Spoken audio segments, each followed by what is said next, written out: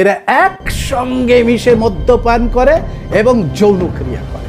এদের মা বোনের ঠিক নেই, শ্বশুর শাশুড়ির ঠিক নেই, কিচ্ছু ঠিক নেই।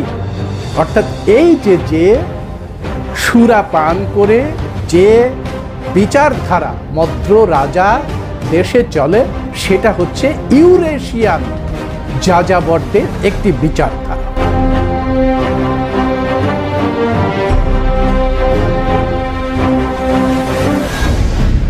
প্রিয় দর্শক,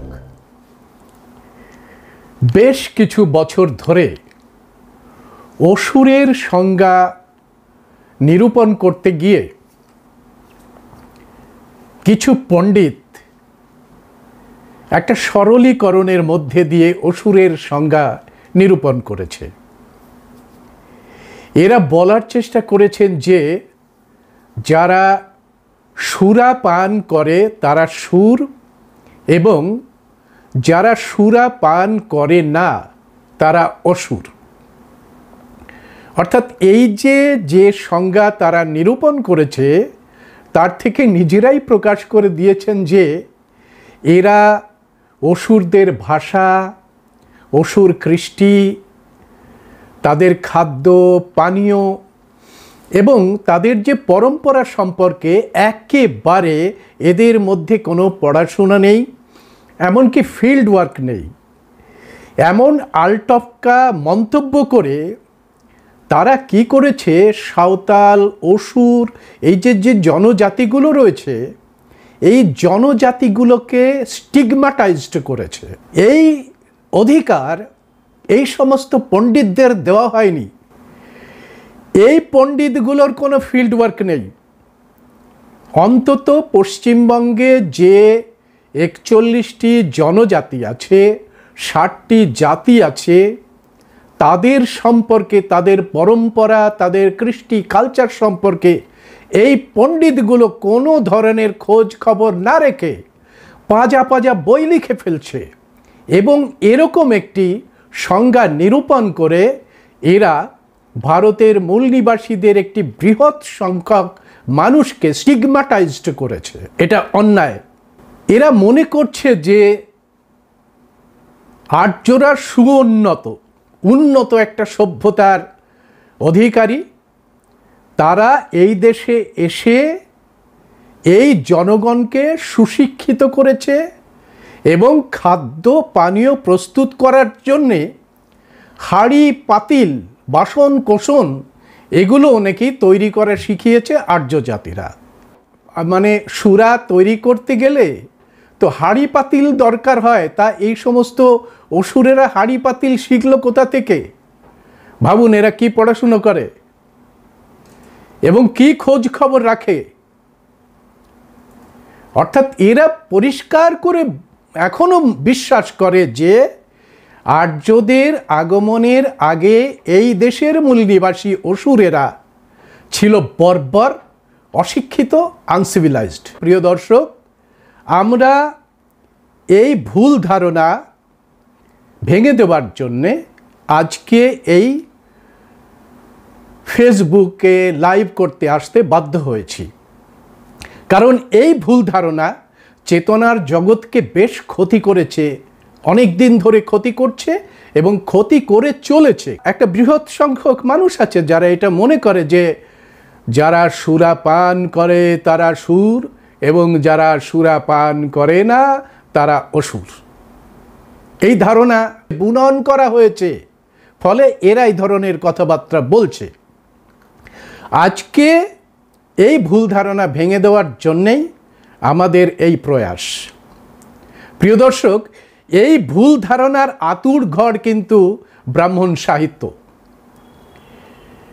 যেমন ধরুন, আপনারা কোনো কিছু আলোচনা করতে গেলেই বেদেই সব কিছু আছে, বেদ দিয়ে শুরু করতে হয়। মানে বেদের আলোচনা না করতে পারলে সে পণ্ডিত হয় না, এরকম একটা ধারণা এই ধরনের পণ্ডিত মহলে চালু আছে। সুতরাং তারা বেদের থেকে এদেশীয় কোনো সংস্কৃতি ভাষা সম্পর্কে উল্লেখ করতে গেলে, জাতি সম্পর্কে পরিচয় দিতে গেলে তারা বলবে বেদের ওই জায়গায় আছে, ঐতেরীয় ব্রাহ্মণে এখানে আছে, শৈতরীয় ব্রাহ্মণে এখানে আছে। আমরা প্রমাণ করে দিয়েছি যে এই বেদটি মুসলমান আমলে তৈরি হচ্ছে। 1464 সালের আগে বেদ নির্মাণ হয়নি, একথা পরিষ্কার করে আমরা বুঝিয়ে দিয়েছি। এবং ভান্ডারকর লিপি সংগ্রহশালার যে লিপিগুলো আছে সেগুলোকে বের করে এনে সামনে, সবার সামনে পৌঁছে দিয়েছি যে 1464 সালের আগে ব্রাহ্মণদের কোনো অক্ষর জ্ঞান ছিল না, কোনো লিপি আবিষ্কার করতে পারেনি। 1464 সালের পরে তারা আমাদের যে সংস্কৃত ভাষা, সেই সংস্কৃত ভাষাকে কবজা করে নিয়ে, হাইজ্যাক করে নিয়ে, আমাদের কাছ থেকে কেড়ে নিয়ে সুলতানদের দ্বারা এগুলো শুরু করেছে এবং ইংরেজ আমলে পাজা পাজা বই লিখেছে। এগুলো আমরা প্রমাণ করে দিয়েছি যে 1778 সাল পর্যন্ত লিখিত হচ্ছে এই গীতা, এর আগে আমরা আলোচনায় প্রমাণ করে দিয়েছি। ফলে এই যে সুরা পান করত যারা, তারা সুর, আর যারা সুরাপান করে না তারা অসুর, এই কথাটাও তৈরি করার চেষ্টা করেছে ব্রাহ্মণ সাহিত্যগুলো। ব্রাহ্মণ সাহিত্যে বিশেষ করে বেদে সোমরস পান করার একটা দীর্ঘ কাহিনী বর্ণিত হয়েছে এবং খুব গর্বের সাথে এই সোমরস পান করা উল্লেখ করেছে। এবারে বেদের প্রথম মণ্ডল থেকেই উল্লেখ করা হয়েছে একটা লতা, সোম লতা থেকে এই সোমরস তৈরি হয় এবং এটা অমৃত। এই অমৃতর ভাগ দাস, দস্যু, অসুরদের নেই।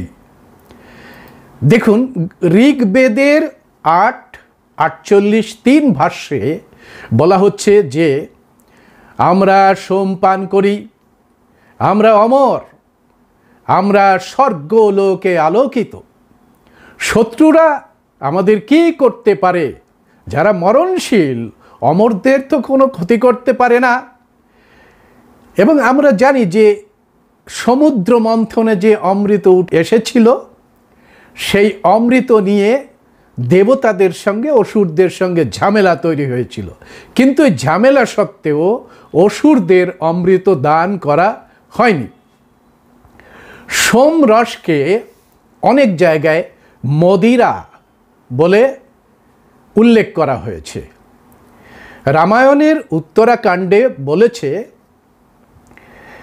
যে রাম ও সীতা উভয়ই এই মদিরা পান করতেন, অর্থাৎ সোমরস পান করতেন। উত্তরাকাণ্ডে পরিষ্কার করে উল্লেখ করা হয়েছে। বাবা সাহেব ডক্টর B.R. আম্বেদকর তার রিডলস অফ হিন্দুইজমে লিখেছেন যে সোম পান করা ব্রাহ্মণ, ক্ষত্রিয় এবং বৈশ্যের অধিকার ছিল। অর্থাৎ ব্রাহ্মণ, ক্ষত্রিয়, বৈশ্যের মধ্যেই সোমরস পান করা সীমাবদ্ধ ছিল, কিন্তু অন্যরা তাহলে কি মদ্যপান করতো না? বাবা সাহেব রিডলস অফ হিন্দুইজমে পরিষ্কার করে বলেছেন যে সোমরস থেকে তারা বঞ্চিত হলেও তারা পান করতেন সুরা, এবং সুরা ছিল এই 3 বর্ণের কাছে অপবিত্র, নিকৃষ্ট, যা বাজারে বিক্রি হতো। এটা একেবারে পরিষ্কার করে দিয়েছে বাবা সাহেব ডক্টর B.R. আম্বেদকর তার রিডলস অফ হিন্দুইজমে। বেদেও উল্লেখ করা হয়েছে যে এই মানুষগুলো কি পান করত, যারা দাস, দস্যু, অসুর হিসাবে বেদে উল্লেখ করা হয়েছে। বেদে উল্লেখ করা হয়েছে যে তারা কি পান করত। বেদে বলছে গৌড়ী, পৈষ্ঠী চ মাধবী, মাধবী হচ্ছে মহুয়া, গৌড়ী, পৌষ্টি চ মাধবী চ বিজয়া ত্রিবিধা সুরা। এই 3 ধরনের সুরা পান করত কারা? দাস, দস্যু, অসুর, অর্থাৎ এই দেশের মূল্যবাসীরা। তা কি দিয়ে তৈরি হতো? এই গৌড়ি হতো গুড় দিয়ে, আখের রস দিয়ে গৌড়ি সুরা তৈরি হতো। পৈষ্ঠিটা কি? পৈষ্ঠি হচ্ছে চাল এবং আটা দিয়ে তৈরি করা সুরা। আর মাধবী হচ্ছে মহুয়া রস দ্বারা তৈরি করা সুরা। এই মহুয়া রস দ্বারা তৈরি করা সুরা আমাদের ভারতবর্ষের আদিবাসীদের দান। পরিষ্কার করে বলছে, বেদ বলছে যে এই যে সুরা, ত্রিবিধ সুরা, সেটা কখনো দ্বিজ পান করবে না। দ্বিজের কাছে কঠোরভাবে এই সুরা পান করা নিষিদ্ধ। অর্থাৎ কি বোঝা যাচ্ছে? সুরা পান কারা করত, কারা করে এখনো, কারা করত এবং কারা করে এখনো? মহাভারতের কর্ণ পর্বে শল্য আর কর্ণের মধ্যে একটা ভয়ঙ্কর বিতণ্ডা তৈরি হয়। আপনারা জানেন যে শল্য হচ্ছে কর্ণের সারথি, কিন্তু সে সারাক্ষণ অর্জুনের প্রশংসা করে এবং কর্ণের মনোবল ভেঙে দিতে চায়। তো রথে আরোহণ করে শল্য মদ্র রাজা, সেই মদ্র রাজা শল্য কর্ণকে নানাবিধ অর্জুনের প্রশংসা করে কর্ণকে হীন করার চেষ্টা করছে। আর কর্ণ রেগে মেগে এই মদ্র রাজা দেশে কি হয় সেটা বর্ণনা করছে। আমি মহাভারতের কর্ণ পর্বের এই 43 পাতা, এটা হচ্ছে কালীপ্রসন্ন সিংহের মহাভারত, মহর্ষি কৃষ্ণ দ্বৈপায়ন বেদব্যাস বিরচিত কালীপ্রসন্ন সিংহ কর্তৃক বাংলা ভাষায় অনুবাদিত মহাভারত, তার 43 পাতাটা আপনাদের কাছে একটু পড়ে শোনাই। তাহলে আপনারা বুঝবেন যে 43 পাতার আগে আমি আরেকটু জায়গায় 33 পাতাটাও আপনাদের পড়ে শোনাই। কারণ 33 পাতাতে আছে যারা রাজা রাজপ্রাসাদে থাকে তারা কেমন পানীয় পান করত, আর যারা রাজপ্রাসাদের বাইরে কর্মধর্মের সঙ্গে যুক্ত ছিল তারা কি ধরনের পানীয় পান করতেন। এখানে একেবারে ভয়ঙ্কর রেগে গিয়ে কর্ণ বলছে যে হে মূঢ়, শল্যকে বলছে, হে মূঢ়, স্ত্রী বালক বৃদ্ধ স্বেচ্ছাগত ব্যক্তিরা দূরত্বা মদ্রদিগের যে বিষয়ে অধ্যয়নে কীর্তন করে এবং পূর্বে ব্রাহ্মণগণ রাজসভায় যাহা কীর্তন করিতেন আমি তা বলিতেছি, শ্রবণ করো। তখন বলছে মদ্রকেরা মিত্র বিদ্রোহী, অর্থাৎ তুমি আমার রথের সারথি হয়েছ, আমাকে বিরোধিতা করছো, নিয়ত পরনিন্দাকারী পরবিদ্বেষী, তাহাদিগের পরস্পর ঐক্য নাই, তাহারা নিচাশয় নরাধম দুরাত্মা মিথ্যাবাদী উদ্ধত স্বভাবের, তাদের সহিত প্রণয় করা অকর্তব্য, মানে তাদের সঙ্গে সম্পর্ক রাখা, ভালো আচরণ করা অকর্তব্য। আমরা শুনিয়াছি মদ্রকেরা জন্মাবধি মরণ পর্যন্ত সমস্ত দুষ্কর্মের অনুষ্ঠান করে থাকে। মদ্র দেশে পিতা পুত্র মাতা শ্বশুর মাতুল জামাতা দুহিতা ভ্রাতা নাপ্তা অন্যান্য বন্ধুবান্ধব অভ্যাগত এবং দাস দাসী সকলে একত্রে মিলিত এবং কামিনীগণ স্বেচ্ছাক্রমে পুরুষ দিগের সহিত সুরাতে প্রবৃত্ত হইয়া মদ্যপানপূর্বক মানে শক্রু মৎস্য গোমাংস প্রভৃতি ভোজন করিয়া রোদন, কখনো হাস্য, কখনো গান, কখনো নৃত্য এবং কখনো অসম্বন্ধ প্রলাপ করিয়া থাকে। মদ্রকেরা বিরুদ্ধ কর্মা এবং অহংকৃত বলিয়া বিখ্যাত আছে। আপনারা খেয়াল করে দেখুন, যে এদের সম্পর্কে মেগাস্থিনিস যে কথা বলছেন, সে মেগাস্থিনিসের কথাই এখানে মহাভারতের কর্ণ পর্বে উল্লেখ করছে। কে? কর্ণ। যে এরা একসঙ্গে মিশে মদ্যপান করে এবং যৌনক্রিয়া করে। এদের মা বোনের ঠিক নেই, শ্বশুর শাশুড়ির ঠিক নেই, কিচ্ছু ঠিক নেই। অর্থাৎ এই যে সুরা পান করে যে বিচারধারা মদ্র রাজার দেশে চলে, সেটা হচ্ছে ইউরেশিয়ান যাযাবরদের একটি বিচারধারা। যুদ্ধের সময় কিছু মানুষ লাগে যে যুদ্ধের সরঞ্জামগুলো এক জায়গা থেকে আরেক জায়গায় বহন করে নিয়ে যেতে হয়। তো এদেরকে মহাভারত বলছে বাহিক। এই বাহিকদের সম্পর্কে, স্বাভাবিক কারণে এই বাহিকরা হচ্ছে কর্ম এবং শ্রমের সঙ্গে যুক্ত, এই বাহিকদের সম্পর্কে কর্ণ বলছে যে বাহিক দেশে সকল নামে একটি নগরী আছে, তথায় এক রাক্ষসী প্রতি কৃষ্ণা চতুর্দশীর রজনীতে দুন্ধুবি ধ্বনি করিয়া এইরূপ সঙ্গীত করিতে থাকে যে আহা, আমি কতদিন পুনরায় ওই সকল নগরে সুসজ্জিত হইয়া গৌরীগণের সঙ্গে গৌরী সুরা পান করব এবং গোমাংস ও পলাণ্ডযুক্ত মেষ মাংস ভোজন করিয়া বাহিকী সঙ্গীত করিব, যাহারা বরাহ, কুক্কট, গো, গর্ধব, উষ্ট্র, মেষের মাংস ভোজন করে না, তাদের জন্ম নিরর্থক। এই যে বাহিকরা তারা যে ভাবে গান করে, সেই গানগুলোর সঙ্গে কি ধরনের যন্ত্র বাজে তা উল্লেখ রয়েছে যে এরা উষ্ট্র, গর্ধব, অশ্বতর শব্দ উচ্চারণ করে, তার সঙ্গে মৃদঙ্গ বাজে, আনক বাজে, শঙ্খ বাজে, মাদল বাজে। মাদল বাজে। মাদল কারা বাজায়? মাদল কারা বাজায়? সুতরাং বুঝতে পারছেন যে কারা কোন ধরনের পানীয় গ্রহণ করে, মহাভারতে সেটা পরিষ্কার করছে। এবং আমরা দেখছি মেগাস্থিনিসের বর্ণনা অনুসারে মহাভারত যেটা উল্লেখ করছে যে তারা একসঙ্গে, তাদের সঙ্গে নারী পুরুষের কোনো ভেদাভেদ নেই, তাদের সঙ্গে শ্বশুর শাশুড়ি, মা বাবা, পুত্র কন্যার কোনো সম্পর্ক নেই। তো এইভাবে মহাভারত উল্লেখ করেছে যে দুটো বিচারধারার মানুষেরা কি পান করে।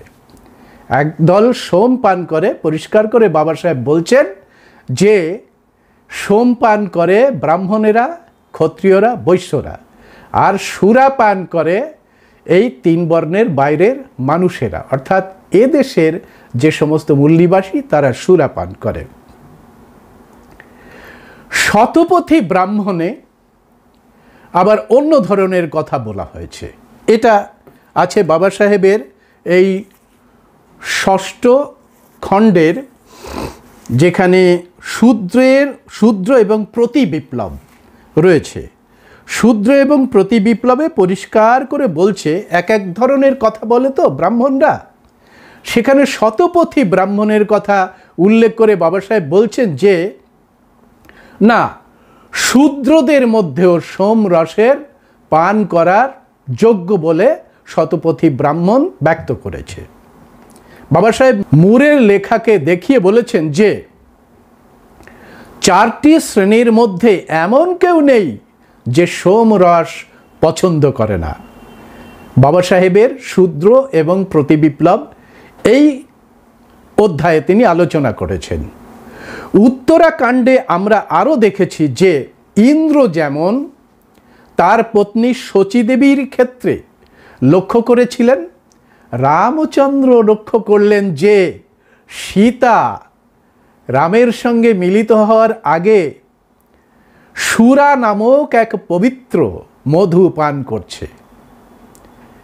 এটা মহাভারতে লেখা আছে। মহাভারতের যে উদ্যোগ পর্ব, সেই উদ্যোগ পর্বেও লেখা আছে যে কিভাবে কৃষ্ণ, অর্জুন, সত্যভামা এবং অর্জুনের স্ত্রী একসঙ্গে মদ্যপান করছে, তাদের আচার আচরণের কোনো ঠিক নেই। তাহলে আমরা বুঝতে পারছি যে দুটো ধারা, দুই ধরনের পান এবং ভোজনের সঙ্গে যুক্ত। এই তাহলে গুড় থেকে, তালের রস থেকে, খেজুরের রস থেকে, আটা থেকে, ভাত থেকে মদ তৈরি করলো কারা?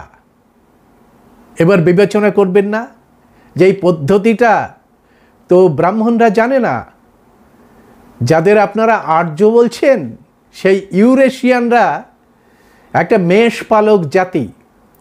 সেই মেষ পালক জাতি নিদেন পক্ষে তার কাছে একটা তীর ধনুক থাকতে পারে, আর না হলে একটা গাছের ডাল ভেঙে ওই ভেড়াগুলো তাড়না করার জন্যে একটা লাঠি থাকতে পারে, অর্থাৎ গাছের ডালের লাঠি, এটা থাকতে পারে। মরুভূমির ওপর দিয়ে দীর্ঘদিন ধরে এই মেষপালকরা আস্তে আস্তে করে তাড়া খেতে খেতে ভারতবর্ষের মধ্যে ঢুকছে। এরা যদি সংঘবদ্ধ হয় তাহলে পেয়ে দিয়ে এদের এই মেষপালকদের আবার তাদের দেশের দিকে তাড়িয়ে দেবে না অসুরেরা? সুতরাং এরা একেবারে নিরীহ মেষপালক হিসেবেই ভারতে ঢুকতে শুরু করে। এরা আক্রমণ করে ভারত জয় করেছে, এই সমস্ত কথা যারা লিখেছেন, আমি দেখাচ্ছি না বইগুলো, আমি অথেন্টিকভাবে তুলে ধরব যে এসব যারা লিখেছেন তারা আন্দাজে ঢিল মেরে বাহবা নিতে চেয়েছেন যে আর্য আক্রমণ হয়েছিল, সেই আক্রমণে ধূলিসাৎ হয়ে গেছিল আমাদের হরপ্পা মহেঞ্জোদড়ো সমস্ত কিছু। আর্যরা এত উন্নত ছিল যে তারা ঘোড়া ব্যবহার করতেন, তারা লোহা ব্যবহার করতেন, আর সেই সময় অসুরেরা ছিল তাম্রযুগে, তাই তারা হেরে গেল। আর্যদের বাপের বাপের বাপের আগে এদেশের অসুরেরা খনিজ যে আকর, লৌহ আকর, সেই লৌহ আকর গলিয়ে তার থেকে লাঙলের ফলা তৈরি করেছে এই অসুরেরা। এই অসুরদের সঙ্গে অন্যান্য যে সমস্ত আদিবাসী সকল অর্থাৎ ক্লান, তাদের একটা ভয়ঙ্কর গণ্ডগোল শুরু হয়। কারণ বৈদেশিক আক্রমণ ঠেকানোর জন্যে অন্যান্য যে সমস্ত আদিবাসীরা তারা বলছে যে তোমরা যে লোহাটাকে আবিষ্কার করেছো সেই লোহা দেখে আমরা অস্ত্র বানাবো। কিন্তু অসুরেরা প্রজ্ঞাবান, তারা বলছে না, এটা অন্যায়, এটা অন্যায়, এটা কৃষির জন্যে আমরা লাঙলের ফলা তৈরি করেছি, কৃষির জন্যেই এটা ব্যবহৃত হওয়া উচিত। এ নিয়ে বিখ্যাত বিখ্যাত গ্রন্থ রয়েছে এইটা নিয়েই, যে ওই লোহার যে মানে কলা কৌশল সেটা রপ্ত করার জন্যে আমাদের দেশের অসুর এবং অন্যান্য আদিবাসীদের মধ্যেও রয়েছে একটা ভয়ঙ্কর যুদ্ধের পরিবেশ। এই যে যে মানে সুরা তৈরি প্রক্রিয়া, সেই প্রক্রিয়া সম্পর্কে বর্ণনা করেছে এই গ্রন্থগুলো। এই যে যে একটি থিসিস, এই থিসিসটা হচ্ছে সাঁওতাল আদিবাসীদের যে জম সিম বিনতি আছে, সেই জম সিম বিনতির একেবারে কালেকশন, বৃদ্ধদের কাছ থেকে কালেকশন করে সেগুলোকে ইংরেজি ভাষায় তর্জমা করা হয়েছে। সেই জম সিম বিনতিতে আমরা জানতে পারি যে এই যে পানীয়, যে পানীয় উত্তেজক পানীয়, সেই উত্তেজক পানীয় কিভাবে তৈরি হচ্ছে এবং কে শেখাচ্ছেন, এটা জম সিম বিনতির সৃষ্টি তত্ত্বের মধ্যে রয়েছে, অর্থাৎ জেনেসিসের মধ্যে রয়েছে। জম সিম বিনতি বলছে সৃষ্টির আদিকালে পিলচু হারাম, পিলচু বুড়ি নামে দুটি নারী পুরুষ ছিল।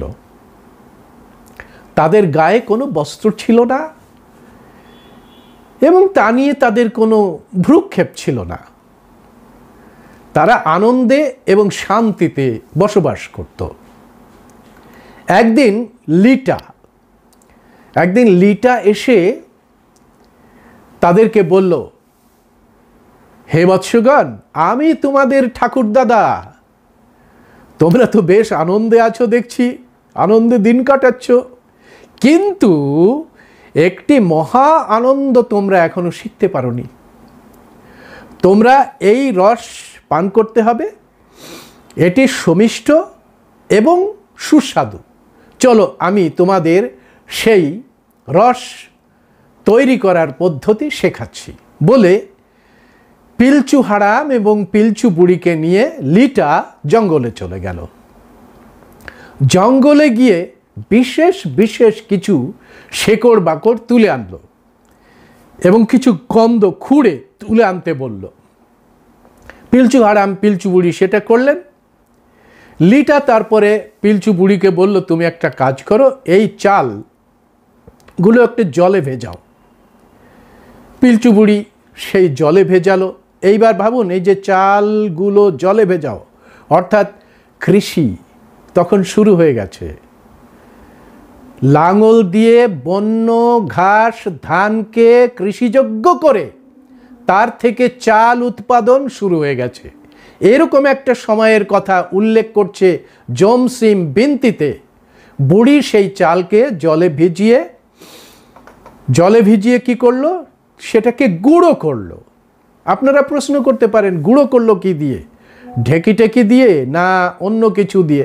গুঁড়ো করলো, এটুকুন আমরা পেয়েছি জমসিম বিনতিতে। এবং তার মধ্যে ওই যে শিকড় বাকড়গুলো নিয়ে এসেছে সেগুলোকে একটা জ্যাব তৈরি করে তার মধ্যে মাখাতে শুরু করলো। এখন আপনারা জানেন, চালের গুঁড়োর মধ্যে জল দিলে, অন্য কোনো পদার্থ দিলে একটু গুটি গুটি হয়ে যায়। চণ্ডাল ভাষায় একে বলে ডুঠি। এরকম গুটি গুটি হয়ে গেল, আর কিছুটা আলগা থাকলো।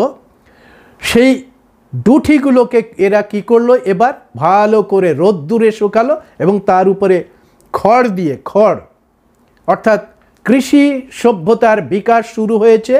একেবারে সোনালি আঁশের খড়, তার মধ্যে এই ডুঠিগুলো রেখে একটা ঝুড়িতে রোদ্দুরুতে মানে ভালো করে শুকিয়ে নিল।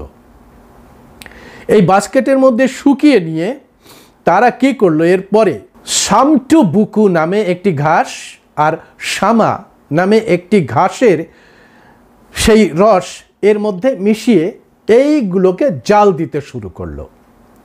জাল দিয়ে সেটা ঠান্ডা হলো এবং ঠান্ডা অবস্থায় এই যে খাদ্যটি তৈরি হলো, সেই খাদ্যটি বা পানীয়টি, রসটি তারা 5 দিন ঠান্ডা জায়গায়, ছায়া জায়গায় অথবা মাটির নিচে কুড়ে সেটাকে রেখে দিল। এই 5 দিন এইভাবে থাকার পরে সেটি একটি খাদ্য এবং পানীয়তে তৈরি হলো। এইবার লিটা বলছে যে তোমরা এক কাজ করো, এই যে খাদ্য পানীয়টি তৈরি হলো, এইটা মারাং বুরু, অর্থাৎ মারাং মানে হচ্ছে সব থেকে বড় পাহাড়, সেই পাহাড়ের উদ্দেশ্যে নিবেদিত করে তোমরা একে পান করবে। আমি কাল এসে তোমাদের সঙ্গে দেখা করব। এটার কথা শুনে পিলচু হারাম পিলচু বুড়ি ওই রসটিকে পান করলো। পান করার পরে কি হয়েছে, তারা যতক্ষণ তারা মানে পান করতে ভালো লাগে ততক্ষণ তারা পান করলো। পান করার পরে তারা জানে না কি হয়েছে। পরের দিন লিটা অর্থাৎ তাদের ঠাকুরদা এসেছে। ঠাকুরদা আসলে পরে খুব সুন্দরভাবে বর্ণনা করছে এখানে। ঠাকুরদা আসার পরে জিজ্ঞাসা করছে, কি গো তোমরা কেমন আছো? তখন ওরা খানিকটা অবাক হয়ে লজ্জা পেয়ে ঠাকুরদাকে বলতে শুরু করেছে, ঠাকুরদা আমরা সত্যি সত্যি লজ্জিত, আমরা কি যে করেছি তার জন্য অনুশোচনা হচ্ছে, লজ্জা হচ্ছে। তখন ঠাকুরদাদা বলছে, আরে লজ্জা পাওয়ার কিছু নেই, এটা প্রজনন ক্রিয়ার জন্যে, বংশ বিস্তার করার জন্যে, ফার্টিলিটি রক্ষা করার জন্যে এই রস আমাদের পান করতে হবে, এটা মারাংবুরু আমাদের শিখিয়েছেন। তাই তোমরা এই সৃষ্টি যে কার্য, সেই সৃষ্টি কার্যের জন্যে এটা পান করেছ, এর মধ্যে লজ্জা পাওয়ার কিছু নেই, অনুশোচনা পাওয়ার কিছু নেই। তো এইভাবে পিলচু হারাম পিলচু বুড়ি বংশ বিস্তার করতে থাকে। সেই পিলচু হারাম পিলচু বুড়ির সন্তান সন্ততিরা যখন বাড়তে থাকে এবং সাথে সাথে চলতে থাকে এই পানীয়। একটা জায়গায় বলছে যে এই পানীয়টি এত সুস্বাদু, এই পানীয়টি এত সুমিষ্ট এবং এই পানীয়টি এত চাহিদা যে এই যে জাতি, সেই জাতি এটা পান করতে করতে একেবারে মাতাল হয়ে গেল। সেই মাতালের মাতলামি এমন পর্যায়ে চলে গেল, লিখেছে যে আমরা গরু বাছুরের মতো জীবনযাপন আরম্ভ করলাম, আমরা মোষের মতো জীবনযাপন আরম্ভ করলাম, আমাদের কোনো শৃঙ্খলা থাকলো না, আমাদের কোনো জ্ঞান থাকলো না।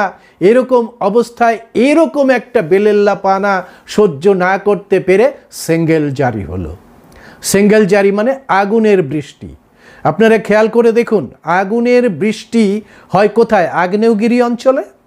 অর্থাৎ এই মানুষগুলো তখন আগ্নেয়গিরি অঞ্চলের কাছাকাছি দিয়ে ভ্রমণ করছেন খাদ্যের অন্বেষণে। জম সিম বিনতি, জম মানে হচ্ছে খাদ্য, সিম মানে হচ্ছে এক ধরনের পাখি, সেগুলো শিকার করে হয়, আর তারই যে লোককাহিনী তাকে বলা হয় বিনতি। এই জম সিম বিনতিতে এই কাহিনী লেখা হচ্ছে কতদিন আগে, এটা কম্পেয়ার করুন আপনারা। যদি বলা হয় আর্য যাদের বলছেন, আর্য শব্দটা ওদের নয়, আর্য শব্দটা আমাদের পালিতে ওদের আসার বহু আগে লিখিত হচ্ছে। আর্য শব্দটি ওরা হাইজ্যাক করে নিয়েছে। আর্য কথাটা রয়েছে পালি শাস্ত্রে, আর্যকে রেপ করেছে। সেই আর্য মানে মহান, আর্য মানে মহান। সূর্যকে আর্য বলা হয়, মহান বলা হয়, সিং বঙ্গা বলা হয়। সুতরাং এই সমস্ত শব্দগুলোই ওরা হাইজ্যাক করেছে এবং হাইজ্যাক করার আগে তার পিক্টোরিয়াল সাইনগুলো চেঞ্জ করে দিয়েছে খানিকটা, যার জন্যে আমাদের কাছে মনে হয় ওরাই তৈরি করেছে এটা, ওদের কিচ্ছু নেই এদেশে। পরিষ্কার করে ভাষাতাত্ত্বিকরা বলে দিয়েছে এই কথা। তো এই যে সময়টার কথা বললাম, সেই সময়ে ধরে বহুদিন পরে এই সেঙ্গেল জারি হচ্ছে, আবার জাতি ধ্বংস হয়েছে, মানুষ ধ্বংস হয়ে যাচ্ছে। কিন্তু এই যে প্রাকৃতিক বৈচিত্র্য শৃঙ্খলা, সেই শৃঙ্খলাকে মেনে আবার যারা জীবনযাত্রা শুরু করছে তারাই টিকে থাকছে।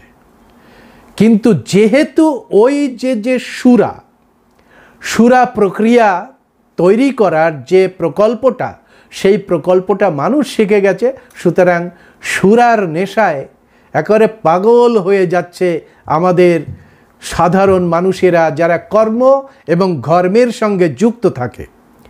এরকম একটি উৎসবের কথা আমরা শুনতে পাই গৌতম বুদ্ধের সময়ে।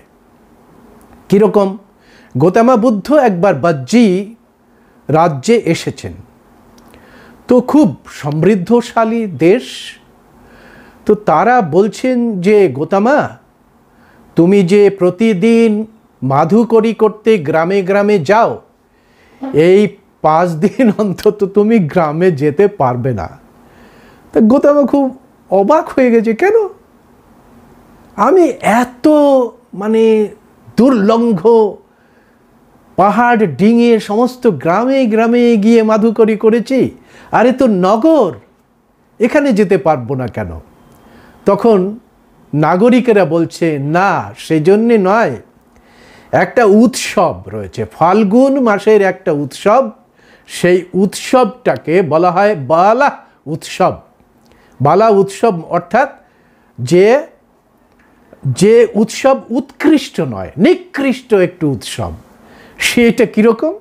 নাকি এখানকার যে সমস্ত কৃষিজীবী মানুষ, কর্মভ্রমের সঙ্গে যুক্ত মানুষ, তারা কি করে এই সময় আকণ্ঠ মদ খেয়ে একে অপরের দিকে যৌন ইঙ্গিত করে, কাদা ছুঁড়ে, মানে বিভিন্ন ধরনের রঙিন যে বস্তু ছুঁড়ে একে অপরকে গালাগাল করে এবং তারা কান্না করে তুমি মাধুকরী করতে গিয়ে যে দেশনা মানুষকে দাও, সেটা মানে হবে কি না আমাদের সন্দেহ হয়েছে, এবং তুমি শারীরিকভাবেও আক্রান্ত হতে পারবে বলে আমাদের মনে হয়েছে, তাই এই 5 দিন তোমার ওখানে যাওয়া উচিত নয়।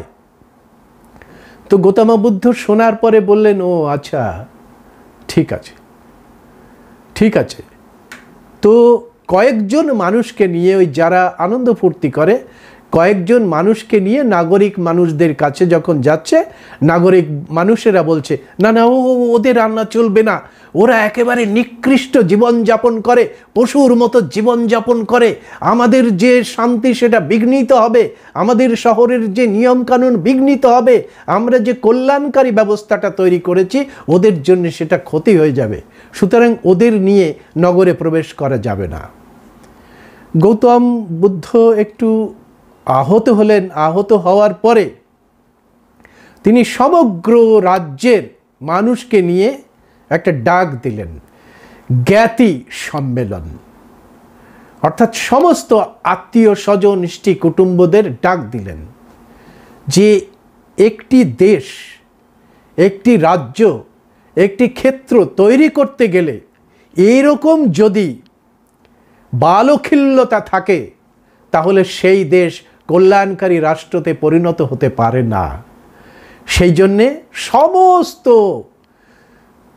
খণ্ডের মানুষগুলোকে ডাক দিয়ে একটা জ্ঞাতি সম্মেলন করলেন। সেই জ্ঞাতি সম্মেলনে গৌতম বুদ্ধ নিজে এই যে অভিজ্ঞতার কথা বর্ণনা করলেন এবং বললেন যে এই অবস্থা চললে পরে মানুষের মধ্যে যদি এরকম দুর্দশা, এরকম অশিক্ষা থাকে এবং অর্থনৈতিক ভেদাভেদ থাকে, তাহলে একটা দেশ, একটা নেশন, একটা কল্যাণকারী রাষ্ট্র তৈরি হতে পারে না। কি করা যেতে পারে? তখন কল্যাণকারী একটি বিধি তিনি নিজেই বললেন। এবং এই যে সুরা, এই যে সুরা পান করার পরে দেশের, সমাজের, ব্যক্তির কি ক্ষতি হতে পারে তার জন্যে পঞ্চশীলে একটি শিল তিনি রচনা করলেন, তিনি বলে দিলেন। সেই শিলটি কি? সুরা মেরেও মজ্জপমদ টানা বেরামানি শিক্ষা পাদং সমাধি আমি। যারা এই আলোচনা শুনছেন তাদের কাছে জানাই যে ব্রাহ্মণ সাহিত্য রচিত হচ্ছে ইসলামিক পিরিয়ডে এবং আমাদের ইংরেজদের পিরিয়ডে। আর এই যে সুরা মেরে মজ্জপমদট্টানা বেরামনি শিক্ষা পাদং সমাধি আমি, এটা হচ্ছে পঞ্চশীলের একটি শিল, পঞ্চশীলের পঞ্চমতম শিল। এই পঞ্চমতম শিল কখন হচ্ছে? মুসলমানদের সময়, ইংরেজদের সময়। সম্রাট অশোক করেছিলেন দ্বিতীয় বুদ্ধ কনফারেন্স, সেখানে মঙ্গলসূত্রে এই পঞ্চশীল জানায় যে বুদ্ধ এরকম 5টা শিলের কথা বলেছে, অট্টমার্গের কথা বলেছে। অর্থাৎ ভাবুন তো, সম্রাট অশোকের সময় লিখিত হচ্ছে সুরার কথা, আর আমার যে বন্ধুরা, ভাইয়েরা আজকে ফেসবুকে সুরা পান করে যারা, তারা সুর, আর সুরা পান করে না যারা অসুর, এই যে প্রচার করছে সেটা কত বড় অজ্ঞতা। এই অজ্ঞতা যখনই শরদিন্দু দাদা ধরে দিচ্ছে তখন তাকে আক্রমণ করা হচ্ছে কটু ভাষায়। তাদের আমি আস্তে আস্তে বলেছি, ভাই অপেক্ষা করো, আগামীকাল আমি লাইভে এসে এই যে সুরা এবং সোমের পার্থক্য কী আছে এগুলোকে পরিষ্কার করে উল্লেখ করে দেব, এবং কারা সুরা আবিষ্কর্তা এবং কারা সুরা পান করে, কেন পান করা হয় সে কথা পরিষ্কার করে বলবো। বন্ধুরা, আমাদের একজন বোন এই হাঁড়ি সম্পর্কে, হাঁড়ি অর্থাৎ হাঁড়িয়া আপনারা যাকে বলেন, অনেকে পাঁচন বলে, সেই হাঁড়িয়া তৈরি হয় মাতলামি করার জন্য নয়, একটা রিচুয়াল। কৃষি উৎসবের আগে বা ফার্টিলিটি রক্ষা করার জন্যে মারাং বুরুকে স্মরণ করার জন্যে। কেন মারাং বুরুকে স্মরণ করতে হয়? কারণ ওই পাহাড় থেকে ঝর্ণাধারা বেয়ে এসে আমাদের নিচের অঞ্চলগুলো উর্বর করে তোলে, সবুজ করে তোলে। সেখানে গাছপালা ফুল ফলে ঢেকে যায়, অরণ্যে ঢেকে যায়, এবং সেই অরণ্যের মধ্যে বেঁচে থাকার সম্পদ রয়েছে জন্যে আমাদের মানুষেরা ওই মারাং বুরুকে সাধনা করে, অর্থাৎ পাহাড়কে পুজো করে, গাছকে পুজো করে, জড়িবুটিকে পুজো করে, পাথরকে পুজো করে, আলোকে পুজো করে, বাতাসকে পুজো করে এবং এই মহাকাশকে পুজো করে। এবং সেটাই নিবেদন করার জন্যে তারা এই যে খাদ্য প্রকৃতি তাকে দিয়েছে, সেই ধান থেকে চাল তৈরি করে তাকে ভালো করে চালের গুঁড়ো তৈরি করে কিংবা পান্তা ভাত তৈরি করে সেটাকে ভালো করে ওই সমস্ত জড়িবুটি যেগুলো শিখিয়ে রেখেছে, বলা হচ্ছে যে এগুলো আমাদের মারাং বুরু শিখিয়েছে, লিটার শিখিয়েছে, সেইগুলোকে মিশ্রিত করে তারা এক ধরনের পানীয় তৈরি করে।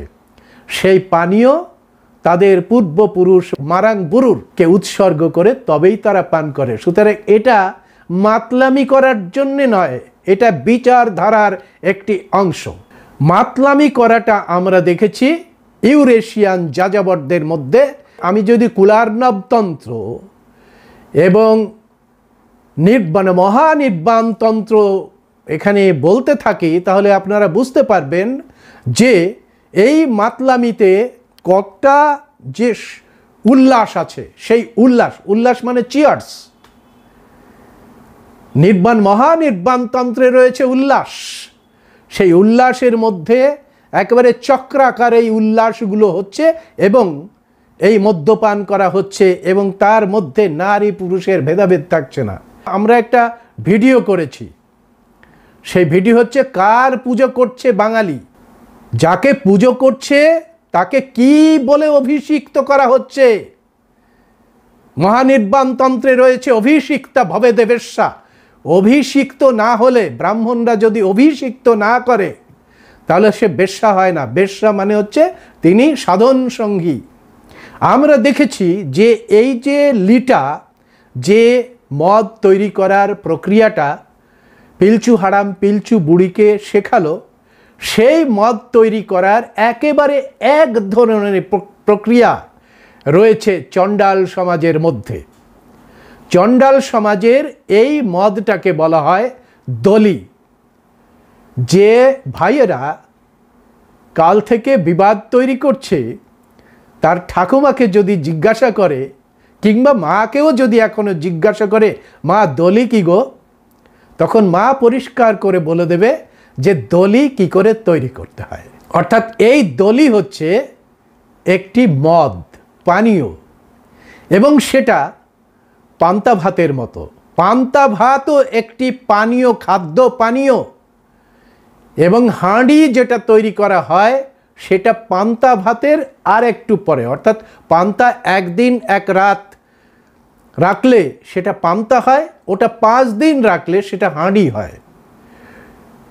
তাহলে পান্তা ভাত যখন আমরা খাই তখন আমার মনে থাকে না যে আমি একটি খাদ্য পানীয় গ্রহণ করছি। এবং পান্তা ভাতের খাওয়ার পরে টেনে ঘুম না হলে তো স্বাস্থ্য ক্ষতি হয়। তো টেনে ঘুম এটা আসে কি করে? কারণ ওর মধ্যে রয়েছে নেশা হওয়ার জন্য যে টক্সিকেশন, সেই টক্সিকেশনের মাত্রা বেড়ে যায়।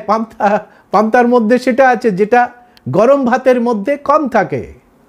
অর্থাৎ পান্তা একদিনে হয় আর পান্তাটাকে পচিয়ে হাঁড়ি বানাতে গেলে অন্তত 3 থেকে 5 দিন সময় লাগে।